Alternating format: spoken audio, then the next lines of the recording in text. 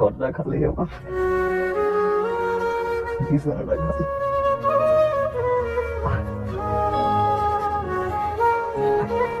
আপনি কোন সাহসে আমার শ্বশুর বাড়ির সামনে আসছেন?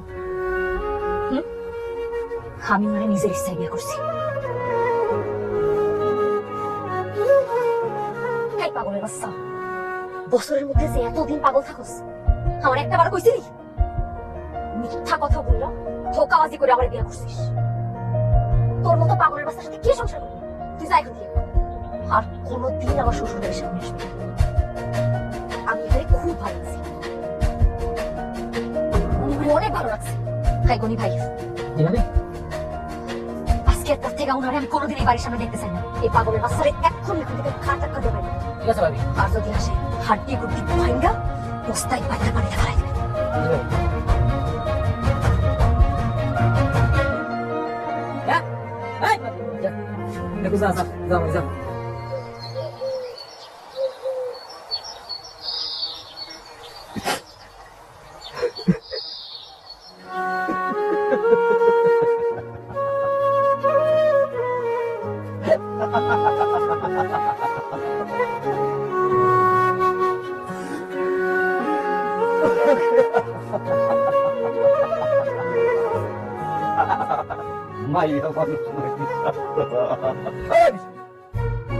তোর বাপের মুসলমানি আমি নিজে করাইছি। এমনি এমনি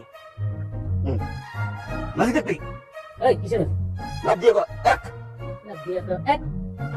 মাসি টুটুই তো মাসি আগুন লাগছে রে, আগুন লাগছে রে, আগুন লাগছে রে।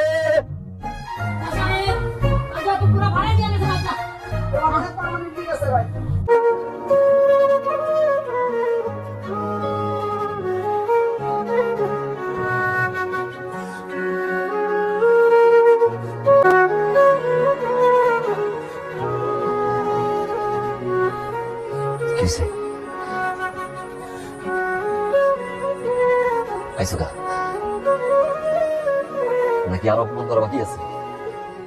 হ্যাঁ, আমি তো পাগল, আমি তো পাগল।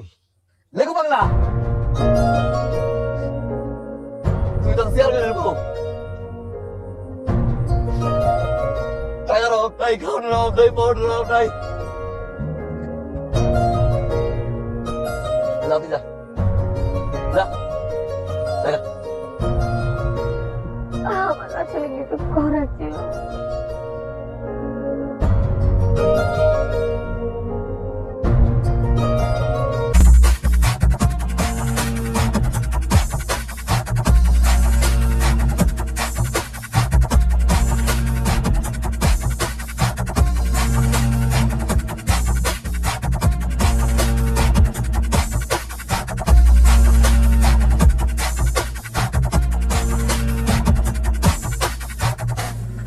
কি বাগান সাহেব, আপনার এত বড় জমি দখল করে দিলাম, তারপর আপনার মুখে কোনো আসেনি?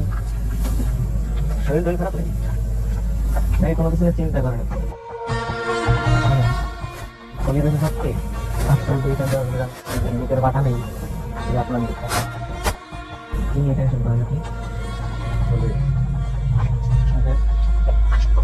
বাড়িতে কি করেন? আমার এত দূর রাস্তা ঘুরে যেতে ইচ্ছা করতেছে না।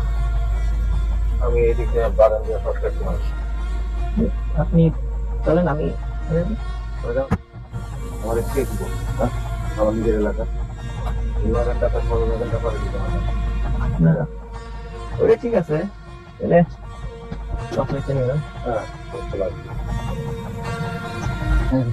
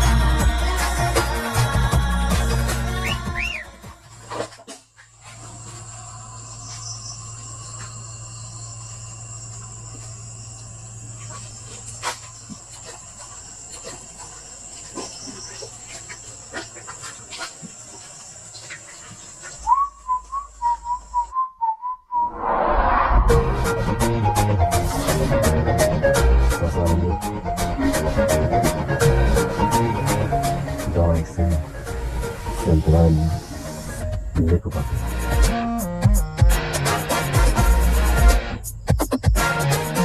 আমি বলছিলাম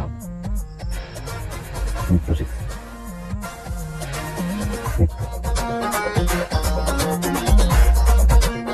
বিশ্বাস করেন না।